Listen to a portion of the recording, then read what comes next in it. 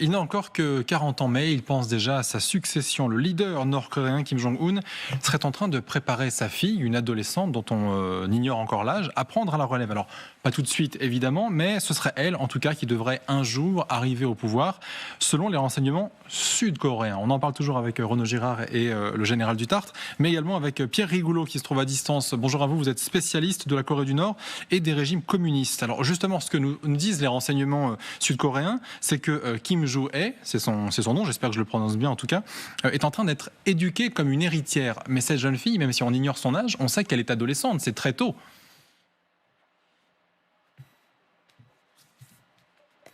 Allô ? Oui, est-ce que vous m'entendez ? Je vous entends très bien maintenant. Ah, très bien. Je disais, cette jeune fille, du coup, qui est la fille de Kim Jong-un, elle est très jeune, c'est une adolescente, et pourtant elle est déjà éduquée, dit-on, comme une héritière.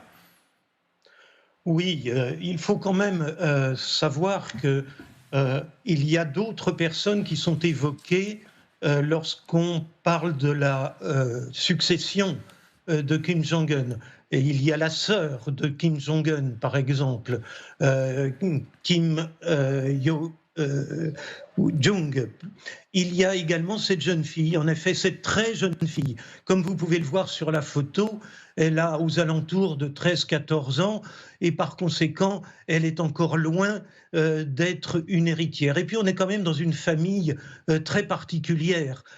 Évidemment, ce brave père de famille qui pense à sa succession tranquillement et qui pense à sa fille ne doit pas faire oublier celui qui a liquidé, je dis bien liquidé, assassiné son frère au moment où il prenait le pouvoir et liquidé également, il l'a fait mitrailler, son oncle avec lequel on pensait qu'il allait marcher d'un bon pas dans ses premières semaines de pouvoir. Bref, il y a quand même nécessité pour nous tous, pour vous, pour moi, de prendre les choses avec prudence, c'est-à-dire à mettre les choses au conditionnel. Il ne faut pas oublier non plus que cette nouvelle vient des services secrets sud-coréens. Absolument. Et si les services secrets sud-coréens parlent de la succession de Kim Jong-un, cela veut dire que Kim Jong-un ne va pas bien, qu'il est question justement de sa possible succession, oui, que sa santé est mauvaise, bref, qu'il va peut-être mourir, en tout cas qu'il est fragile. Et nous n'oublions pas que Corée du Sud et Corée du Nord sont en situation de guerre depuis le début des années 50. L'armistice n'a pas donné lieu à un traité de paix. Bref, les services secrets du Sud ont intérêt à faire comprendre au monde entier que ce Kim Jong-un est au fond plus fragile qu'on ne le croit. Alors justement, vous avez mentionné les renseignements sud-coréens, effectivement, tout par deux, littéralement. Et ce qu'ils disent au sujet de la santé de Kim Jong-un, je vais y arriver, c'est justement ceci, écoutez. En ce qui concerne la santé de Kim Jong-un, comme l'ont déjà dit les responsables du NIS, le poids de Kim est actuellement d'environ 140 kg.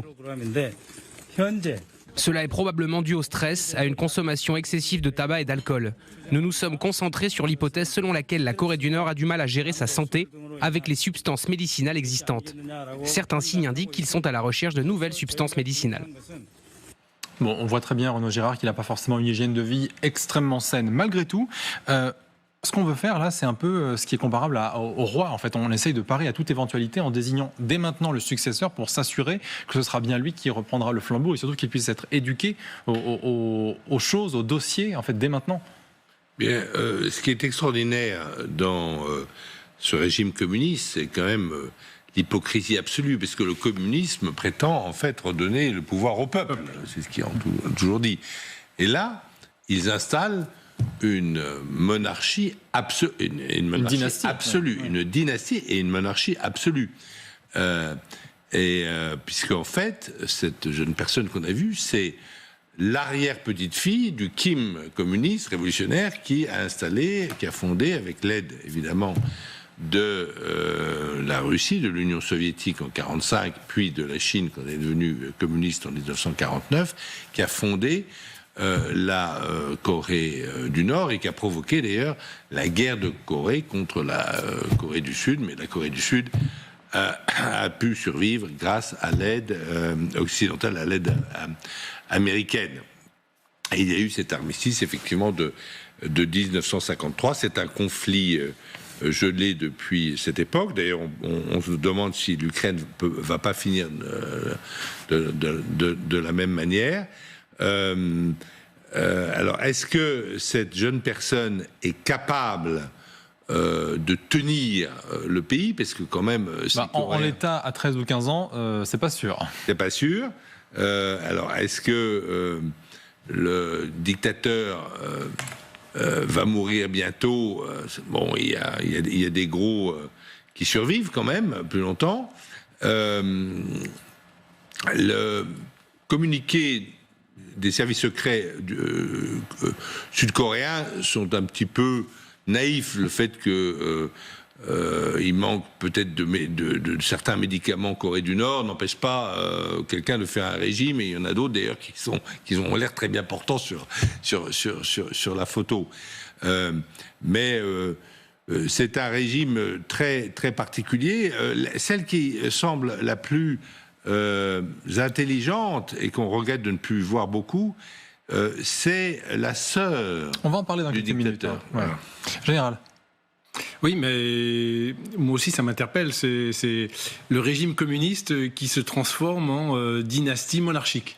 Mais c'est absolument incroyable. D'ailleurs, moi personnellement j'ai du mal à comprendre comment les autres autorités, s'il y en a, enfin, les leaders, laissent faire cette dynastie monarchique, en fait, qui n'a aucune raison d'être et qui est à l'antipode, si vous voulez, c'est l'inverse du communisme. Donc, ça montre une part, c'est que tous les dictateurs marxistes-léninistes, au bout d'un moment, deviennent des dictateurs, en fait, tous ces régimes-là. Comme le dit Renaud Girard, moi aussi, je pensais que celle qui était en pole position, c'est sa sœur, hein, qu'on a vu plusieurs fois, qu'on avait vu, on en parlait avec Renaud tout à l'heure, aux Jeux Olympiques, qui est une fille assez brillante. On va en parler avec notre correspondante qui nous attend. Juste avant, je sais que Pierre Rigoulot, qui est derrière la caméra, voulait intervenir sur la santé peut-être du leader nord-coréen. Surtout intervenir sur le caractère particulier de ce régime. C'est vrai qu'il a été mis en place par les soviétiques dès 1945-46 et soutenu pendant la guerre entre 1950 et 1953. Mais il faut savoir, par exemple, que dans les années 70, on a brûlé, je dis bien brûlé, les œuvres de Marx et Engels sur la place publique dans ce pays. C'est quelque chose de très particulier, en effet, que le régime nord-coréen, comme vous l'avez dit, à la fois monarchiste et faisant référence au socialisme et à la révolution. Justement, je le disais, on va retrouver Chloé Borgnon, qui est notre correspondante à Séoul, en Corée du Sud. Est-ce que déjà, cette jeune femme, cette jeune fille, en fait, on peut dire ça, parce qu'elle a entre 13 et 15 ans, est-ce que le public la voit? Est-ce qu'on commence à la présenter du côté de la famille Kim? Oui, tout à fait. Le public nord-coréen et au fait, finalement, à travers les médias d'État nord-coréens, l'intégralité du monde connaît cette jeune fille, l'a déjà vue, Kim Jo-hee. Elle apparaît régulièrement sur des événements avec son père. La première fois, c'était en novembre 2022. C'était sur un essai de tir de missile. D'ailleurs, c'est ce que disent les renseignements sud-coréens. En fait, 60% à peu près de ses interventions et de ses apparitions publiques sont liées à des événements militaires. Et au final, c'est la répétition de ces apparitions qui fait que pour les services de renseignement sud-coréens, elle pourrait être, et il y a encore là des questionnements évidemment, mais elle pourrait être en cours de formation pour la succession avec son père. Il y a aussi un autre indice important, c'est la façon dont elle est nommée par les médias nord-coréens. Alors il faut savoir que officiellement, on ne connaît pas son prénom, il n'a jamais été donné. Comme vous le disiez tout à l'heure, on ne connaît pas son âge non plus. Elle peut avoir entre 10, 12, 13 ans. Voilà, autant d'informations que l'on n'a pas. Ce que l'on sait, c'est qu'elle est présentée comme la fille de Kim Jong-un.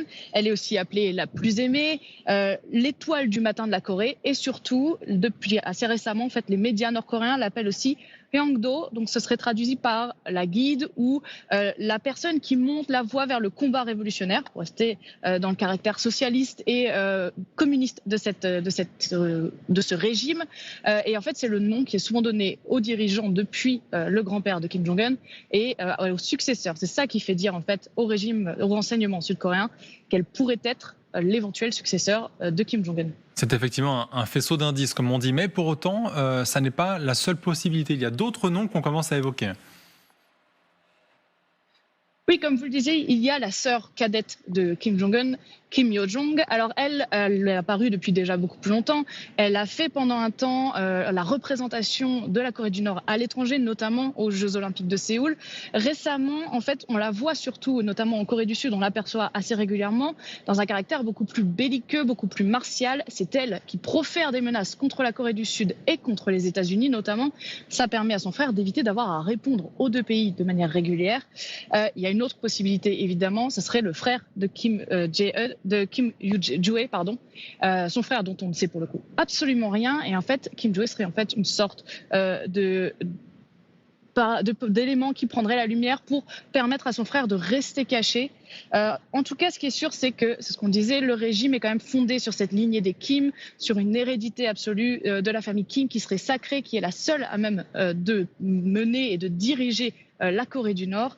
Il peut y avoir quand même quelques soucis, c'est avoir une femme à la tête du pays dans une société qui est très très patriarcale encore, pas sûr que ça passe. Et un autre élément amené là par les études faites par le ministère de l'unification sud-coréen cette fois-ci, c'est que les récents transfuges sur ces dernières années sont de plus en plus critiques envers la lignée des Kim et l'hérédité des Kim, et ça peut peut-être montrer un changement de mentalité à l'intérieur du pays.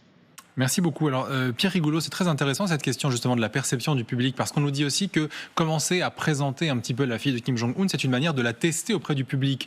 Mais c'est pas comme si le public avait vraiment le choix ou son mot à dire sur la question. Sans doute, le régime, le public n'a pas le choix, mais il est important pour le régime de faire passer un certain nombre de messages. Et parmi ces messages, il y a le fait que Kim Jong-un, le numéro 1 actuel, est un bon père de famille. Père de famille, la famille étant entendue à l'ensemble des Nord-Coréens, mais également, bien sûr, à sa propre famille. Et je parle de cela parce qu'il y a de gros problèmes en Corée du Nord devant... il y a une évolution des mœurs qui n'est pas très appréciée par le régime. Les familles sont moins unies qu'elles ne l'étaient. Le divorce est considéré comme un vrai problème dans la Corée du Nord, et il est conseillé de ne pas divorcer dans un tel régime. Vous avez compris, ça veut dire qu'il est interdit de divorcer. Bref, on a affaire à un modèle. Kim Jong-un, avec sa fille, et peut-être aussi un peu avec sa sœur, montre qu'il gère le pays comme un bon père de famille et que le modèle familial, patriarcal, est le meilleur. Mais pourtant, Pierre Rigoulot, si je peux me permettre, on nous dit, alors évidemment, encore une fois, ce ne sont que des déclarations et c'est difficile de vérifier, mais que la constitution nord-coréenne garantit théoriquement l'égalité des sexes, notamment dans l'accès à l'éducation, dans l'emploi, dans la vie politique, et il y a même, il me semble, une femme à la tête des affaires étrangères. Tout ça, c'est que de l'affichage, parce que la femme a vraiment une place qui est en retrait encore aujourd'hui ? Ça n'est pas tout à fait étrange. Après tout, dans le régime soviétique, vous aviez une égalité qui était tout à fait reconnue de l'homme et de la femme sur le plan légal. Dans la réalité, ça se passait autrement, et les dirigeants, c'était des hommes. À Cuba, par exemple, j'attends encore qu'une femme prenne la direction du pays. Au Venezuela également. Bref, je veux dire par là qu'il y a ce qui est écrit dans la Constitution, et en particulier concernant les rapports hommes-femmes, mais il y a aussi la réalité. La réalité, elle est quand même très patriarcale. hein. Je crois qu'il faut savoir cela et considérer que ce qui préoccupe le plus en ce moment le régime nord-coréen, c'est l'influence délétère du Sud, à ses yeux, qui, paraît-il, nuirait aux bonnes mœurs socialistes du peuple. Et on a vu récemment, je veux dire ces derniers mois, des jeunes d'entre 20 et 25 ans être fusillés parce qu'ils avaient regardé la télévision sud-coréenne où ils avaient transformé, où ils avaient transporté sur des clés USB des programmes sud-coréens. Vous voyez, il y a quelque chose qui compte beaucoup pour le régime nord-coréen, c'est la protection de son idéologie si particulière.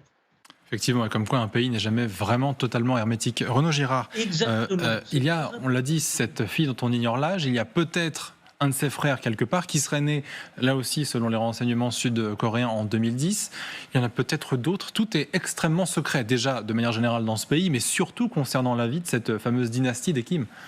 Alors, la caractéristique de ces régimes bolcheviques extrêmes, mais malheureusement la Chine qui est un beaucoup plus grand pays, semble prendre cette tendance, c'est pas seulement l'hypocrisie, c'est-à-dire qu'en fait tous les principes énoncés dans la Constitution sont bafoués, mais c'est aussi l'opacité, donc hypocrisie et opacité, et en fait personne ne connaît, ne sait comment fonctionne le pouvoir en Corée. Mais personne ne sait non plus comment vraiment fonctionne le pouvoir, comment sont prises les décisions en Chine. Alors que,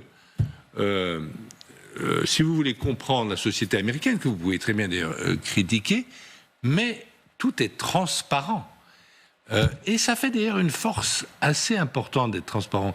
C'est ce que j'avais posé une question à Barack Obama à une conférence de presse en mars 2009 à Washington. Il y avait le directeur de la Banque de Chine qui avait fait un article très célèbre où il disait que le dollar ne devait plus être la monnaie de réserve et d'échange mondial. Alors je lui ai demandé, Monsieur le Président, est-ce que c'est la fin du rôle du dollar? Et il m'avait fait une réponse politique que j'avais trouvée brillante. Il m'a dit non, parce que nous sommes le pays à la fois le plus stable constitutionnellement, la constitution américaine n'a pas changé depuis 1776, le plus stable et le plus transparent du monde. C'est-à-dire tout le monde comprend comment marche la vie américaine, la vie politique américaine, et donc tout le monde a confiance dans notre monnaie, et donc le dollar continuera à demeurer la monnaie d'échange et de réserve mondiale. Et il faut reconnaître que les faits depuis, donc c'était il y a 15 ans que j'avais posé cette question à Barack Obama, les faits lui ont donné raison. Ici, on n'a que hypocrisie et opacité. C'est vrai que l'opacité, c'est vraiment le maître mot général. Oui, mais d'ailleurs, je vous remercie, Renaud, de dire ça, parce que c'est vrai que c'est tellement caractéristique et qu'on peut l'appliquer à tous les pays dictatoriaux, c'est cette opacité, cette hypocrisie. Alors que l'Europe, la France, on peut la critiquer, mais en tout cas, elle est totalement transparente. On ne peut même pas prendre une décision sans faire le tour des avis, ce qui est quand même une gageure en France de retrouver des avis convergents. Oui, c'est vraiment la caractéristique. Et ce qui interpelle, pour revenir à Kim Jong-un, c'est on ne sait pas comment les décisions se prennent.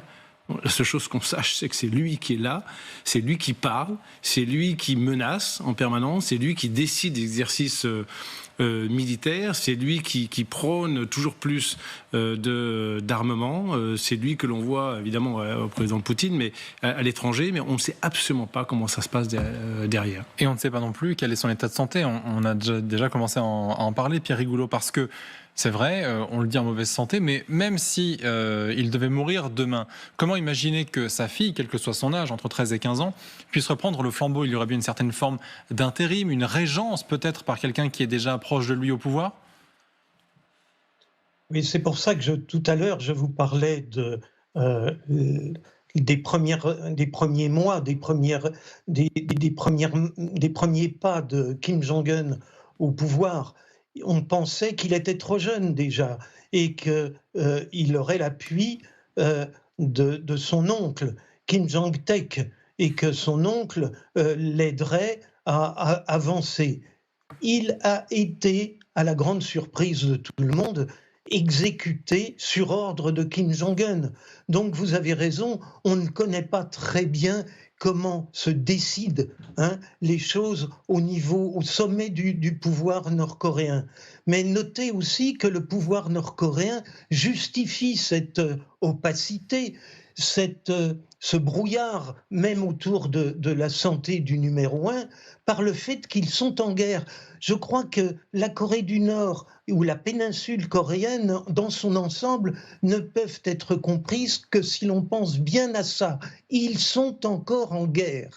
Il n'y a qu'un armistice qui a été signé il y a bien longtemps, en 1953. Depuis, aucun traité de paix n'a été signé.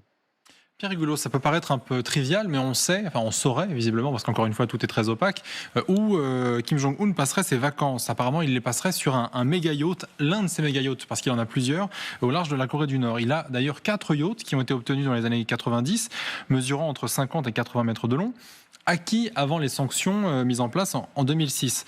Si je vous parle de ça, c'est parce qu'il faut quand même bien rappeler que la fortune de cette famille est colossale dans un pays où 40% de la population vit en dessous du seuil de pauvreté.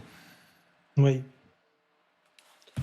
Oui, on ne connaît pas du tout quel est le niveau de vie de la famille et des proches de Kim Jong-un, mais évidemment, elle n'a aucun rapport avec tous ces gens dont la FAO nous explique les difficultés pour tout simplement se nourrir.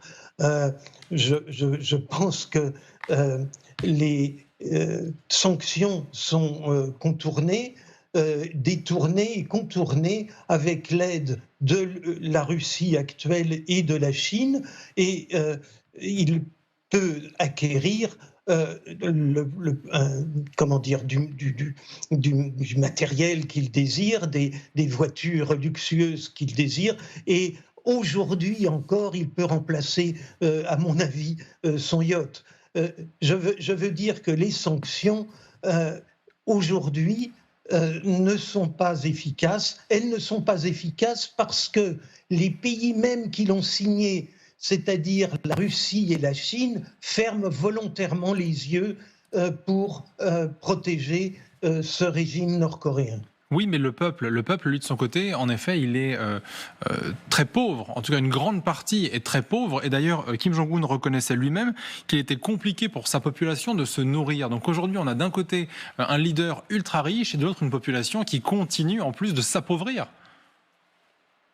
Alors, il y a la question de la richesse, et tout simplement, on en a parlé suffisamment, la question de la liberté. Il y avait toutes ces dernières années des centaines de gens qui quittaient le pays, qui passaient la frontière.